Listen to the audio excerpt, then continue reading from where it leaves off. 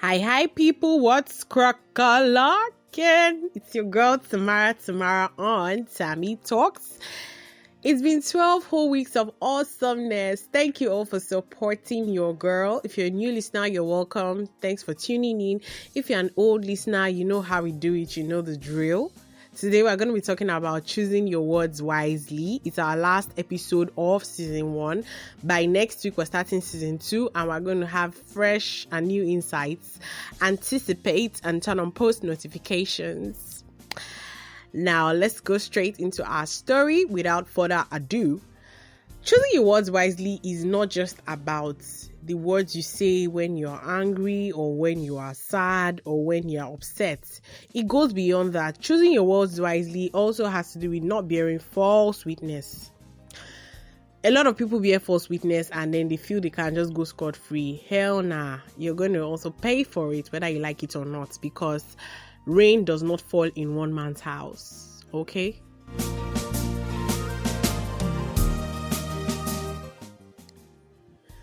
I'll be telling you a very short story now, and I hope you learn from it. A long time ago, there was a man who lived in a compound of young people and old people as well. Now, he had this particular neighbor who had an issue with somebody over a woman. Now, this neighbor had an issue with a guy called, let's say, Mr. A. And Mr. A was always threatening the neighbor, that's the young guy, that he was going to deal with him because he stole his girl. One day, Mr. A was shouting at the neighbor and was carrying out, some very intense threats, issuing out threats and ensuring that he would deal with the guy. And then the old man heard and was very curious and went to ask this so-called stranger guy, Mr. A, what did my neighbor do to you? I'm very interested. And then he told the neighbor that the guy stole his yams, stole his cattle, stole so many things and attacked him with people that had knives. Now, the old man is a very wise person and he said, no, I don't think so. This person is not like this. What really happened? And then Mr. A opened up, he actually stole my girl and I want to teach him a lesson. If you can help me, I'm going to pay you a certain amount of money. And this old man, just Judas Iscarioted his neighbor.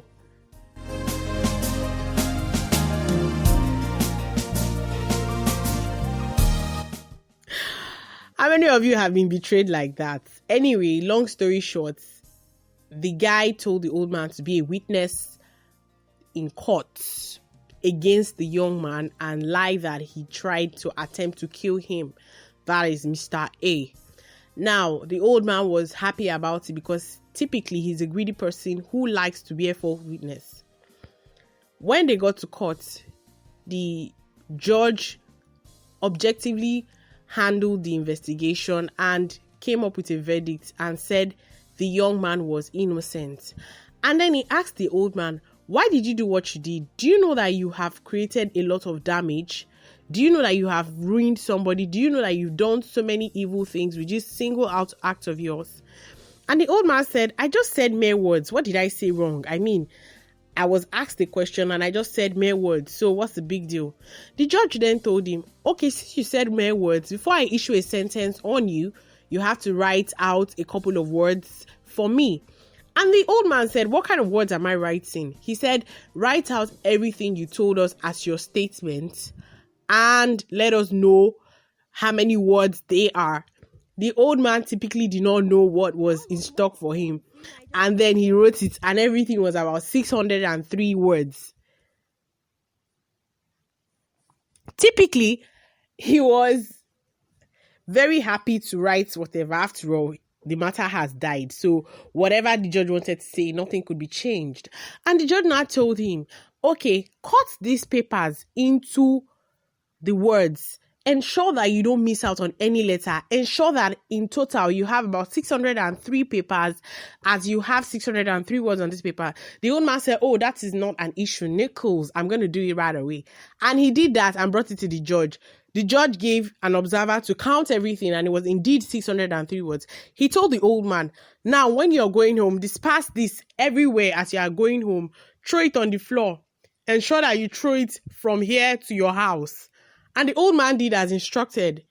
The following day, he went to court, and the judge asked him, did you do what I asked you to do? He said, yes, but I didn't see any sense in what you did. The judge said, oh, really?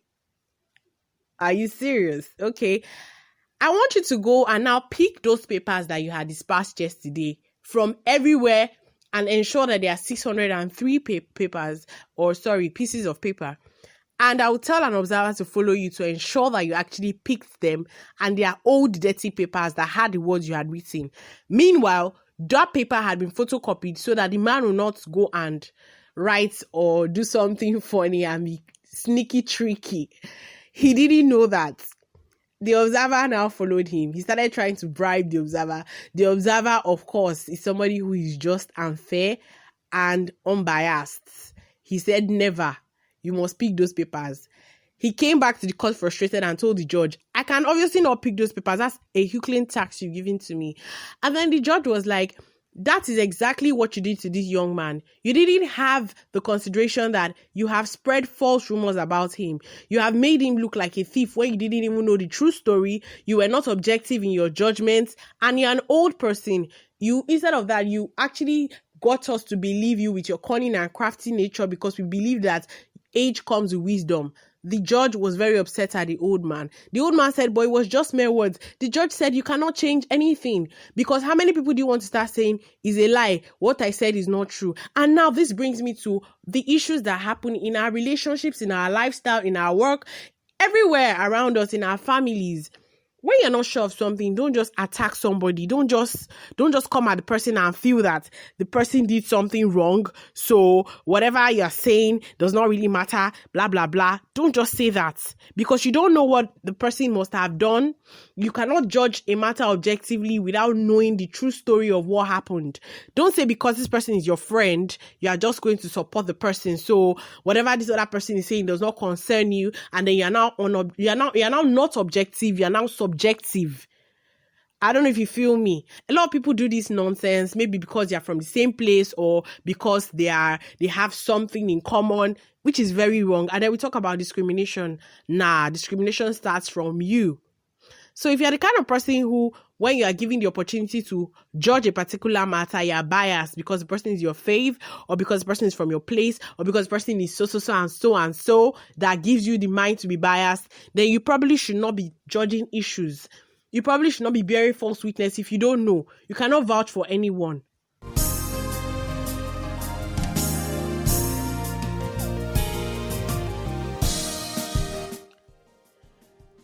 I just hope you understand where I'm coming from, right? I hope you do. Because you see a lot of people, they don't even know the true story of something. They're already judging it. Or because they feel they know this person, they just go and put mouth and now make the other person look like the person is scandalous. Please desist from such acts. Acts. If you are doing such things, please.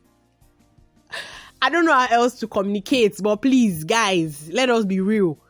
Let us stop this thing. Let us be as objective as possible. Let us be unbiased. Let us show that we have integrity. It is very common for people to lie just to save their face, or for people to lie against other people to save their face. But please don't engage in such, because you don't know the emotion that you are evoking with such things. Okay? You see a lot of people being falsely accused of rape or some very dangerous and bad crimes, and you don't even have enough evidence, and you're just there saying it happened when it did not happen. Please, don't let thunder be doing press up from your village. I take God beg una. Yes, I've entered pidgin. I hope you guys understand my pulse, as usual. If you've been bearing false witness, please stop it. Because when you are siding somebody that you know nothing about, you are playing with fire.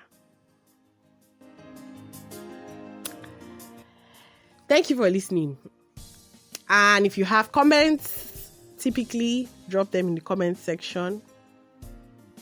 Just be nice to everyone around you and be objective, okay? Thank you for listening.